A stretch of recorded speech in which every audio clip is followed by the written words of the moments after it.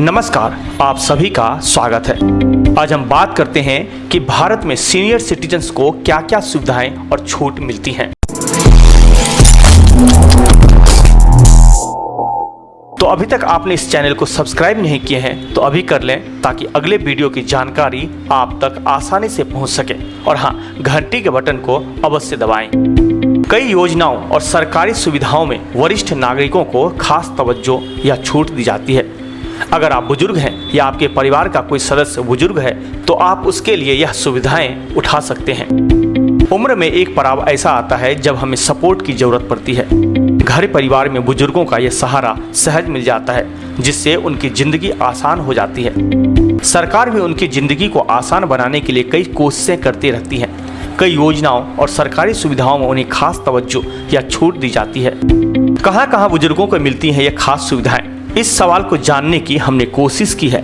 अगर आप बुजुर्ग हैं या आपके परिवार का कोई सदस्य बुजुर्ग है तो आप उसके लिए यह सुविधाएं उठा सकते हैं।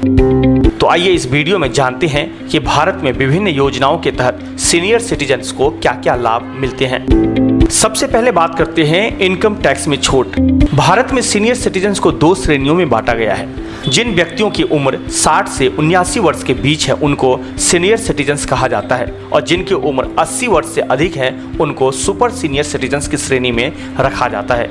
भारत में इन दोनों प्रकार के सीनियर सिटीजन्स को आयकर में छूट दी गई है।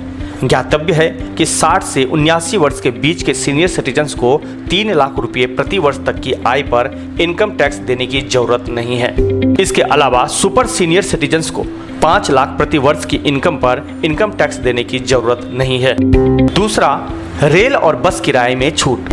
भारतीय रेलवे सीनियर सिटीजन्स यात्रियों को टिकट में रियायत देता है। छूट लेने के लिए पुरुष के लिए 60 साल की उम्र सीमा तय है।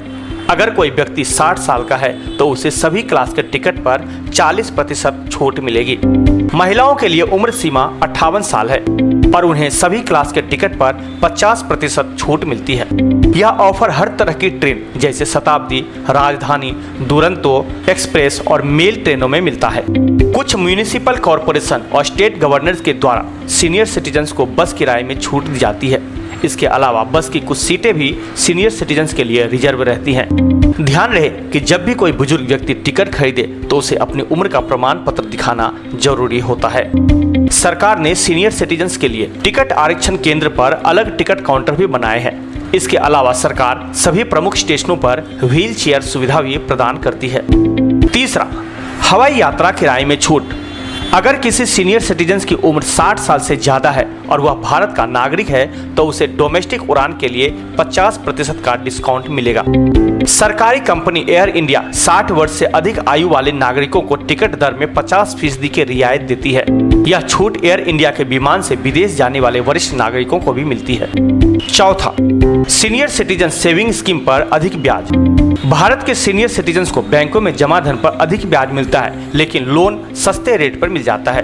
वर्तमान में स्टेट बैंक ऑफ इंडिया में सीनियर सिटीजन्स के लिए 1 करोड़ रुपए से नीचे की सावधि जमा पर 5 से 10 साल के लिए जमा करने पर 7.35% की दर से ब्याज मिलता है, जबकि इसी अवधि और राशि के लिए अन्य खाता धारकों को सिर्फ 6.75% का ब्याज मिलता है।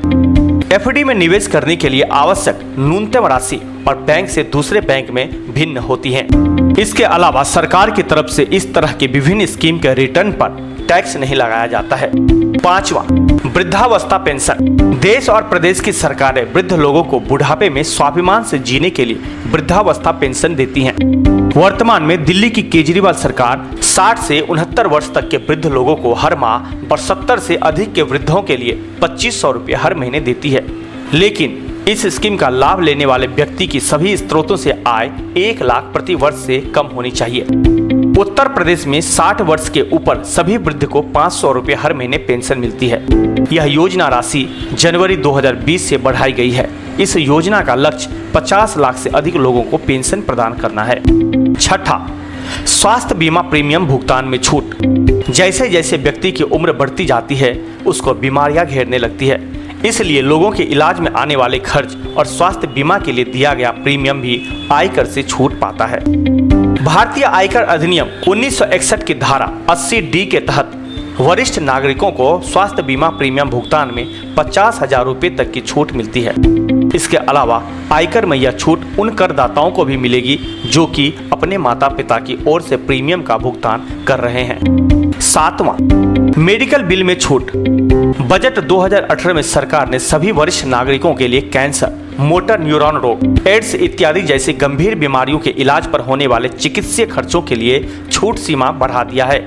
अब वर्ष 60 से ऊपर के सभी वृद्धजन आयकर अधिनियम की धारा 80 DDB के तहत ऊपर बताई गई बीमारियों के लिए 1 लाख रुपए के इलाज पर इनकम टैक्स में रिबेट ले सकते हैं। अर्थात अब इन लोगों को अपनी कुल आय में से 1 लाख रुपए की आय पर कर नहीं देना होगा। 8वां, प्रधानमंत्री वय वंदना योजना। यह 60 वर्ष तथा उससे ऊपर के वरिष्ठ नागरिकों के लिए एक पेंशन योजना है। इस योजना के अंतर्गत वरिष्ठ नागरिकों को मासिक पेंशन विकल्प चुनने पर 10 वर्षों के लिए 8% की गारंटी शुदा वापसी मिलेगा।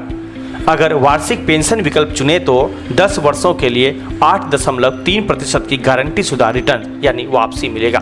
वर्ष 2018 के बजट में वित्त मंत्री ने वय वंदना योजना में निवेश की सीमा को दोगुना करते हुए 15 लाख रुपए कर दिया था।